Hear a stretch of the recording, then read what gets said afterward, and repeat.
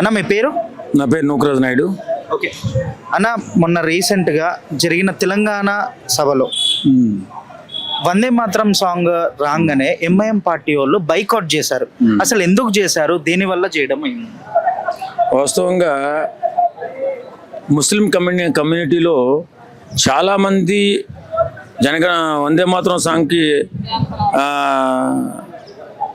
అద్భుతంగా happy feel అయ్యేవాళ్ళు, ఇది మన దేశం అని ఫీల్ అయ్యేవాళ్ళు ఉన్నారు. అలాగే ది సేమ్ టైం వాళ్ళు భావజాలం, కొంతమందిలో ఇలాంటి భావజాలం, దేశం పట్ల గౌరవం లేకుండా ఇలాంటి పనులు చేయటం వల్ల మనకి రేపొద్దున ముస్లిం కమ్యూనిటీకి చెడ్డ పేరు వచ్చే అవకాశం ఉంది. నష్టమేముంది నీకు? లేకపోతే నువ్వు పాడకుండా కూర్చోవాలి కదా, నష్టమైతే లేదు కదా. ఇప్పుడు వందే మాత్రం పాడకపోయినా పర్వాలేదు, కూర్చోవాలి కదా అసెంబ్లీలో. అసెంబ్లీకి గంటకి ఎంత ఖర్చు అవుతుందో తెలుసా? ఇలా ఇష్టానుసారంగా ఎవరు పడితే వాళ్ళ ఇష్టానుసారంగా వాళ్ళు వెళ్ళిపోవడం రావడం చేస్తే కష్టం కదా. ప్రజల పక్షాన్ని నిలబడాలి. అక్కడ అసెంబ్లీలో జరుగుతున్నటువంటి కార్యక్రమాల పట్ల నీకు వందే మాత్రం నచ్చకపోతే కూర్చో. ఈ భావజాలం నుంచి బయటకు రావాలి. ఫస్ట్ ఇది నా దేశం అని భావజాలం రావాలి. ఈ నా దేశం అని చెప్పి ప్రేమగా అనుకోవాలి తప్ప ఇలా చేస్తే రేపు పొద్దున్న ముస్లిం కమ్యూనిటీ మీద ఇబ్బంది పడే అవకాశం ఉంటుంది. నువ్వు అలా ప్రవర్తిస్తే ఇతర వాళ్ళందరినీ దుర్మార్గులుగా చూసే అవకాశం ఉంటుంది. కాబట్టి దేశం పట్ల ప్రేమతో అభిమానంతో ఉండాలి ప్రతి ముస్లిం కూడా. అలా వారు ఉండాలంటే నాయకులుగా వీళ్ళు కూడా ఉండాలి కదా. ఇలా చేయడం మాత్రం 100% వాళ్ళు చేసినటువంటి తప్పే అని చెప్పి చాలామంది అనుకుంటున్నారు. అందులో నేను కూడా అనుకుంటున్నాను. అంటే అన్న వాళ్ళ పాయింట్ ఆఫ్ వ్యూ ఏంటిది అంటే, ఎంఐఎం వాళ్ళు ఏమన్నారంటే ఆ జాతీయ గీతంలో దేశం మనమందరం ఒకటి అనేది కొంతవరకు ఉంది, ఇంకా హిందూ తత్వం గురించి ఎక్కువ ఉందని చెప్పేసి బైకాట్ చేశామంటున్నారు. దీనికి ఏమంటారు? ఇప్పుడు వాస్తవంగా గీతం రాసినటువంటి వారు అప్పుడు అంగీకరించిందే కదా బైకాట్ ఉంది. మరి చాలా విషయాల్లో వారికి ప్రత్యేకమైనటువంటి అవకాశాలు కల్పించారు భారతదేశంలో ముస్లిమ్స్కి. మరి అప్పుడు కల్పించారని చెప్పి ఇప్పుడు తీసేస్తే బాగానే ఉంటుందా? ఇవన్నీ ఆలోచించకూడదు. ఏదేమైనా నీకు ఇష్టం లేకపోతే మౌనంగా ఉండు, తప్పే ఉంది. నువ్వు లేచి వెళ్ళిపోతే ఫ్యూచర్లో మరి నీకు కొన్ని అవకాశాలు తగ్గించే అవకాశం కూడా ఉంటుంది. కాబట్టి అలా చేయకూడదు. అసెంబ్లీ అంటే దేవాలయంతో సమానం. అక్కడ మీ రాజకీయాలు ఉంటే బయట చూసుకోండి, బయట మాట్లాడుకోండి తప్ప అసెంబ్లీలో చేయకండి అని చెప్పి నేను కోరుకుంటున్నాను. అండ్ ఈ విషయం సీఎం రేవంత్ రెడ్డి గారు ఎందుకు రియాక్ట్ అవ్వలేదు? ముందు చూస్తే నొయ్యి, వెనక చూస్తే గొయ్యి అన్నట్టుగా రాజకీయ నాయకుల పరిస్థితులు ఎలా ఉంటాయంటే, అందరి మద్దతు కావాలని చెప్పేసి పెద్ద నాయకులు అనుకుంటూ ఉంటారు. కాబట్టి ఇలాంటి పరిణామాలు జరిగినప్పుడు వారు స్పందించరు. వాస్తవం మనకు తెలిసిన విషయమే. స్పందించి అలా ఎందుకు చేశారు అని చెప్పి నిలదైతే రేపు పొద్దున్న వాళ్ళు ఎదురు తిరిగే అవకాశం ఉంటుంది. కాబట్టి ఇలాగే ప్రతి విషయంలో కూడా దేశం విచ్ఛిన్నం అవడానికి కారణం కూడా ఇలాగే జరుగుతుంది. ఇలాంటి భావజాలం లేకుండా ఉంటే బాగుంటుందని చెప్పి మాలాంటి వాళ్ళు అనుకుంటున్నాం. అంతే. అంటే మనం బయట చూస్తున్నామన్నా హిందూ ముస్లిం గొడవలు చాలా అవుతున్నాయి. ఇది ఇంకా గొడవలకు దారి తీయడానికి ఇది ఒక రీజన్ అవుతుంది అంటారా? గొడవలకు దారి తీయదు, కానీ మనసుకి దూరం పెంచుతుంది. మనిషికి దూరం పెంచుతుంది. ఇప్పుడు ఇది ఎలా అంటే వాడు ఇంకోటి చెప్తాడు, హిందూ ఒకటి చెప్తాడు, క్రిస్టియన్ ఒకటి చెప్తాడు, ముస్లిం ఒకటి చెప్తాడు. నేనేమంటాను, అందరూ కలిసి ఉండేలాగా నీకు కష్టం అనిపించినా ఉండు. ఇప్పుడు వాస్తవంగా ఒక పండగ జరుగుతుంది, హిందూ పండగ. మనం ఆ మసీదు ముందు నుంచి వెళ్ళిపోతున్నాం, అక్కడ ప్రార్థన జరుగుతుంది. ఆ మసీదు ముందు ఉన్నంతసేపు కూడా మన వాళ్ళు ఎవరు కూడా డీజేలు పెట్టరు, నినాదాలు చేయరు, హ్యాపీగా వాళ్ళు చేసుకొని వెళ్ళిపోతారు. ఇది సాంప్రదాయం. మనం ఇచ్చినటువంటి గౌరవం లేదు. మాది మేము ఏదో చేసుకుంటామంటే ఎవరు అనేది ఏం లేదు. గౌరవం, సాంప్రదాయం ఒకరినొకరు ఇచ్చుకోవాలా. అందరూ కూడా కలిసి ఉండాలి, కలిసిమెలిసి బ్రతకాలి. ఇప్పుడందుకే దేశం ఉన్నంత వరకు అలాగే ఉండాలి. తప్పదు. మన సెక్యులర్ దేశంగా మార్చిన తర్వాత, ఇప్పుడు కంట్రీలుగా విడిపోయిన తర్వాత దేశ సౌభాగ్యం కోసం, ఐక్యత కోసం అందరూ ఉండాలి అని చెప్పేసి మన పెద్దలు నిర్ణయించారు.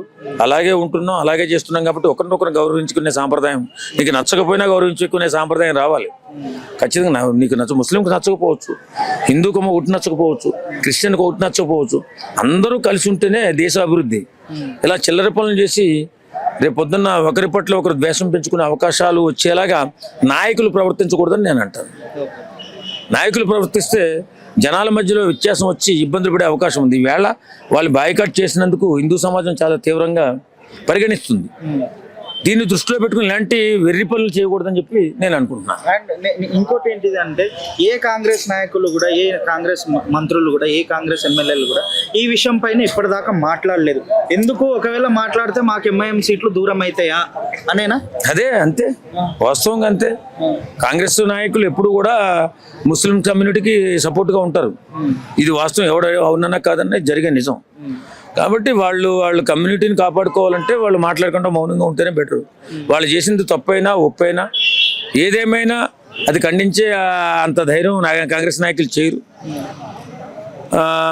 ఏం చేసినా చేయకపోయినా ఒకరినొకరిని గౌరవించుకునే సాంప్రదాయం ఒకటి ఉంది కదా, ఆ రకంగా గౌరవించుకుంటే బాగుంటుంది. అందులో ఏవో కొన్ని తప్పులు ఉన్నాయి, సరి చేయండి అంటే చాలా తప్పులు సరి చేసే అవకాశం భారతదేశానికి వస్తుంది. అప్పుడు అందరూ కూడా ఇబ్బంది పడే అవకాశం ఉంటుంది. ఓకే అన్న, thank you so much. Hi అన్న. అన్న మీ పేరు? శ్రీనివాస్ అన్న. శ్రీనివాస్ గారు, మొన్న తెలంగాణ అసెంబ్లీలో వందే మాత్రం సాంగ్ కి ఎంఐఎం పార్టీ వాళ్ళందరూ బైకాట్ చేశారు. అసలు ఎందుకు చేయడం అయింది? ఆ వీడియోలు బయటికి విడుదల చేయకూడదు. మరి ఎందుకు విడుదల చేశారో స్పీకర్ గారు బాధ్యత తీసుకోవాలి. ముందు ఏం చేయాలనుకుని ఆ టైంలో వాళ్ళు వెళ్ళిపోతున్నట్టు అంతకుముందే బైకాట్ చేశారా? ఏం జరిగింది? వాళ్ళు ఆ పాట వచ్చే టైంకి వెళ్ళిపోతున్నారా ఏంటి? ఇట్లాంటి వీడియోలు కూడా బయటకు వస్తున్నాయంటే ఏం చేస్తున్నారు స్పీకర్ గారు? దేని గురించి అసలు ఈ వీడియోలు బయటకు వదిలింది? దేని గురించి? అంటే ఏ రాజకీయం చేద్దామని స్పీకర్ గారికి క్వశ్చన్ ఇస్తారు. మరి అంతే కదండి. ఇట్లాంటి వీడియోలు రావచ్చా? ఇలాంటి వీడియోలు రావచ్చా? అసెంబ్లీ సాక్షిగా ఏమన్నా తిట్టుకున్నాయి కూడా బయటికి రావే. ఎంతో మంది తిట్టుకుంటారంట అసెంబ్లీలో, అవి ఏమన్నా బయటకు వస్తున్నాయా? మన మీడియా మిత్రులు కూడా ఎవరు చెప్పరు. మరి ఇట్లాంటి వీడియో ఎందుకు బయటకు వచ్చింది? ఎవరు బయట పెట్టారు? ఒక అసెంబ్లీలో వీడియోలే బయటకు వచ్చినప్పుడు ఇక మిగతా ఎట్లా? సోషల్ మీడియా ఎంత పెరిగిపోయిందన్న. ఏం చేద్దాం అనుకుని ఇట్లాంటి వీడియోలు పెట్టి వాళ్ళకి ఏమైనా ఆదాయం వస్తుందా? దేని గురించి ఇట్లా హైలైట్ అవడానికా? దేనికి? ఒక రాజకీయంగా ఉన్నదాన్ని కుల మీద రుద్దాలి. తెలంగాణ అంటే అన్ని కులాలు కలిసి ఉంటాయి అన్న, చిన్న పెద్ద లేకుండా అందరూ కలిసి ఉంటారు. ఎవరో తిక్కల వాళ్ళు ఎవరో ఒకళ్ళు ఇద్దరు ఉండే మాటలను పట్టించుకోరు. కానీ ఎందుకు ఇలాంటి రాద్ధాంతం చేయాల్సిన అవసరం ఉంది? దీని గురించి మరి స్పందించాలి స్పీకర్ గారు, తెలంగాణ స్పీకర్ గారు స్పందించాలని మేము కోరుకుంటున్నాం. కానీ వాళ్ళు ఆ టయానికి వెళ్ళటం కూడా రాంగ్. అంటే అది ఎడిట్ చేసింది కాదన్నా, ఎడిట్ చేసిన వీడియో కదా. అక్కడ మన జాతీయ గీతం ప్లే అయితా ఉంటే వాళ్ళు లేసి వెళ్ళిపోయారు. అసలు ఎందుకు లేసి వెళ్ళిపోయారు అనేది క్వశ్చన్. నేను అంటుంది అదే కదా, నా నుంచున్నారు ఆ టయానికి. వాళ్ళు లేచి అంతకుముందే వాకౌట్ చేసి వెళ్ళిపోయామని చెప్పేసి ఒక వీడియో వచ్చింది. వీళ్ళు వందే మాత్రం టయానికి వెళ్ళిపోయారని ఒక వీడియో వచ్చింది. ఏది క్లారిటీ ఉంది? ఒక అసెంబ్లీ వీడియో రావచ్చా బయటకు? అసలు మరి ఇట్లాంటివి జరుగుతున్నప్పుడు ఒక అసెంబ్లీ వీడియో రావచ్చా? రాకూడదు కదా. మరి ఎందుకు రానిచ్చారు? వాళ్ళు లేచి వెళ్ళిపోయి బైకాట్ చేసే అంత సినారియో జరగలేదట. నేను అంటుంది కూడా అదే కదా. ఇప్పుడు వెళ్ళారా లేదా అనేది కూడా క్లారిటీ లేదు. వాళ్ళు ఆ టైంకి లేచారు, వెనక్కి వెళ్తున్న ఫోటోలు పెట్టారు. దానిలో వాళ్ళు ఆ టైం నుంచుంటున్నారేమో, వెనకమాల ఏమో తీసుకుని నుంచోబోతున్నారేమో, బయటికి వెళ్ళిపోతున్నట్టు ఏమో వీడియో పెట్టలేదు కదా. ఎలా అనగలం వాళ్ళని? కానీ వాళ్ళు వెళ్ళారని ఒక స్వచ్ఛత వస్తే కనుక ఎందుకు వెళ్తారని కంపల్సరిగా ఉనాలి. మరి వందే మాత్రం అనేది వాళ్ళు కూడా పాడాలి. వాళ్ళ స్కూళ్ళలో ఓల్డ్ సిటీలో కూడా పాడుతున్నారు, అవి కూడా వింటున్నాం. మరి ఇన్ని జరుగుతున్నప్పుడు వాళ్ళు ఎందుకు వాకౌట్ చేస్తారు ఒక ఎమ్మెల్యేగా బాధ్యత ఉన్నప్పుడు అని మేము అనుకుంటున్నాం. అదే మీడియా మిత్రులు ఆ క్వశ్చన్ అడిగితే, వందే మాత్రం అనే పాటలో భారతదేశం గురించి 5%, 20% ఉంటే హిందువుల గురించి 90% ఉంది, అందుకని మేము బైకాట్ చేసినాం అని చెప్పేసి అన్నారు. వాళ్ళ ముస్లిమ్స్ గురించి లేదా ఆ పాటలో? అదే ముస్లిమ్స్ గురించి లేదా? అదే 5% ఉందంట. మన జాతి గురించి మన ఉందో హిందువులే ఎక్కువ కాబట్టి చెప్పారు. దీన్ని కూడా వాకౌట్ చేయటం ఎందుకు? కుల రాజకీయాలు చేయటం ఎందుకు? పుట్టేదే రాజకీయాల నుంచి అన్న. సామాన్యులు బాగానే ఉంటారు, కానీ మధ్యలో వచ్చే ఈ రాజకీయ నాయకుల వల్లే నొప్పి బాధలు రెండు తగులుతున్నాయి అనే బాధ అనిపిస్తుంది. ముస్లిం సోదరులు అందరూ బాగుంటారు హైదరాబాద్ పరంగా, ఎటు ఓల్డ్ సిటీ వెళ్ళినా పలకరింపు కానీ ఏదైనా ఉంటుంది. కానీ ఏంటంటే ఒక్కొక్క మూమెంట్ లో వెళ్ళకూడదు. దానికి తగ్గట్టు పోలీసులు కంట్రోల్లో ఉంటారు, ఉంటది. ఇక కొంతమంది ఎదవలు ఉంటారు, ఇక వాళ్ళ గురించి మాట్లాడినా వేస్ట్. వాళ్ళే తిడుతున్నారు. రీసెంట్ గా ఆయన ఎవరు ఇరాక్ లో చనిపోతే ఆయన గురించి చేసినందుకు వాళ్ళే తిట్టుకున్నారు. ఆయన వచ్చి ప్రెస్ మీటింగ్ పెట్టి ఒక ఆయన బాండబుద్ధులు తిట్టాడు. వాళ్ళని మీరు ఎందుకు చేస్తున్నారు? వాడు మన శత్రువు. ఆడ ముస్లిమ్స్ లేడీస్ ని చంపాడంట అనిచ్చుడు. మరి ఆడి గురించి గట్టిగా మాట్లాడారు ఇక్కడ ఉన్న వాళ్ళందరూ. మరి చేసిన వాళ్ళని కూడా తిట్టారు కదా, ర్యాలీలు చేసిన వాళ్ళని కూడా తిట్టారు వీళ్ళు. మరి ఏమనుకోవాలి? అటు సపోర్ట్ ఉందా, ఇటు సపోర్ట్ ఉందా? ఎవరికి అర్థం కాని పరిస్థితులు. మూమెంట్ అనేది మారింది. ఒకప్పుడు అన్న ముస్లిమ్స్ కలిసి ఉండేవాళ్ళు, ఒక యూనిటీ అనేది వాళ్ళలో ఉండేది. ఇప్పుడు లేదు. వాళ్ళు భారతీయులుగా కొంతమంది విడిపోతున్నారు, కొంతమంది కలిసి ఉంటున్నారు హిందువులతో, మిగతా వాళ్ళతో కలిసి ఉంటున్నారు, కలిసి వ్యాపారాలు చేస్తున్నారు, బిజినెస్లు చేసుకుంటున్నారు. హైదరాబాద్ లో పార్ట్నర్షిప్స్ గా తయారవుతున్నారు ఈ రోజు ముస్లిమ్స్. ఓకేనా? చాలా మూమెంట్ అనేది చేంజ్ అయింది హైదరాబాద్ లో. హైదరాబాద్ ముస్లిమ్స్ ని కానీ ఆంధ్ర ముస్లిమ్స్ ని కానీ పేరెత్తి చూపడానికి ఈ రోజు అర్హత లేదు ఎవరికైనా కానీ అని కళాఖండగా చెప్పగలను. అండ్ కాదన్నా, ఇప్పుడు నార్మల్ గా ఈ విషయం పైన రేవంత్ రెడ్డి గారు కానీ, కాంగ్రెస్ నేతలు కానీ, నాయకులు కానీ, మంత్రులు కానీ ఎందుకు రియాక్ట్ అవ్వలేదు? కాంగ్రెస్ పార్టీ అంటేనే ముస్లిమ్స్ కి సపోర్ట్. అది ఎప్పటి నుంచో ఉంది. ఇప్పుడు నువ్వు 60 సంవత్సరాలు పరిపాలించిన కాంగ్రెస్ పార్టీయే వాళ్ళని ఇప్పుడు దాకా కరెంట్ బిల్లు కట్టలేదు. రేవంత్ రెడ్డి గారు ఏం కట్టేస్తారు? ఓల్డ్ సిటీలో కరెంట్ బిల్లు కట్టరంట, తెలుసో తెలియదు. మరి 10 సంవత్సరాలు కేటీఆర్ గారు వచ్చారు కట్టేస్తారులే అని చాలా మంది అనుకున్నారు. వాళ్ళ జోలికి వెళ్ళిన వాళ్ళు లేరు. ఇట్లా చాలా ఉన్నాయి. అయితే ఈసారి ఏంటంటే బీజేపీకి అవకాశం ఉంది. కంపల్సరిగా బీజేపీ హైదరాబాద్ లో అడుగు పెట్టాలి.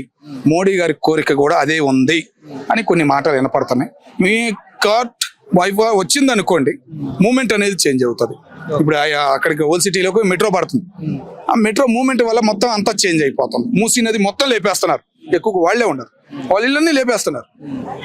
చాలా మూమెంట్ చాలా చేంజ్ అవుతుంది. మూసీ నది ప్రక్షాళన జరిగే గాంధీ బొమ్మ అక్కడ పడి ఈ మెట్రో కనుక పూర్తయింది అనుకో, వాళ్ళు ఆడ ఉండారు ఓల్డ్ సిటీ అనే భయం అనేది సామాన్యుడికి కూడా పోయిద్ది.